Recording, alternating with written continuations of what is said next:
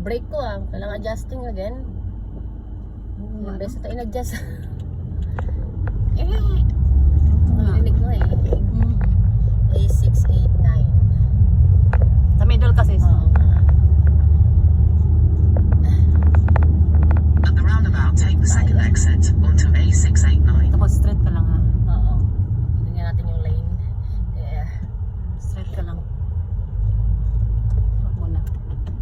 Di kasi nagsisignal, oh. Ayoko talaga nang di nagsisignal. Di mo alam kung saan pupunta. Le-left pala. O, tingnan mo. Wag. Ayan. Diba? Kita mo yun? Di nagsisignal? Ayan. Kinakabahan ako sa'yo, sis eh. Sa'yo kinakabahan. Bakit? Go, sis. Kasi hindi nagsisignal kung magle-left ba sila o di diretso. Take the second exit onto A689. Yan, doon ako yung pet peeve ko talaga. Ayoko talaga yun. Mga driver rin nagsisignal kung le-left ba sila o diretso. Kasi hindi ako trust. Hindi ko sila pinatrust talaga. Kaya talaga maghinto ka na lang. Oo, kaya Kasi- stop na lang. Hindi naman sa hesitant ka, pero safe naman, 'di ba?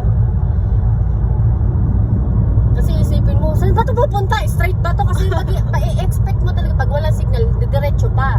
Hindi sila magle-left. Grabe. Na-stress ka sa signal. Oo, yung lagi, maririnig mo ako nagmumura minsan, nakalagba ko. Pero nasa bag, Ako, check naman, hindi na nag-signal na naman eh. Gagano na naman ako. Ako sabihin ko sa bako, wag kang magganyan kasi yung isa doon hindi narinig doon. Ako ang nakarinig.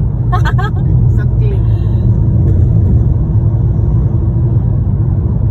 In 1 mile, use either lane, then at the roundabout, take the second Ang exit. ganda ng panahon.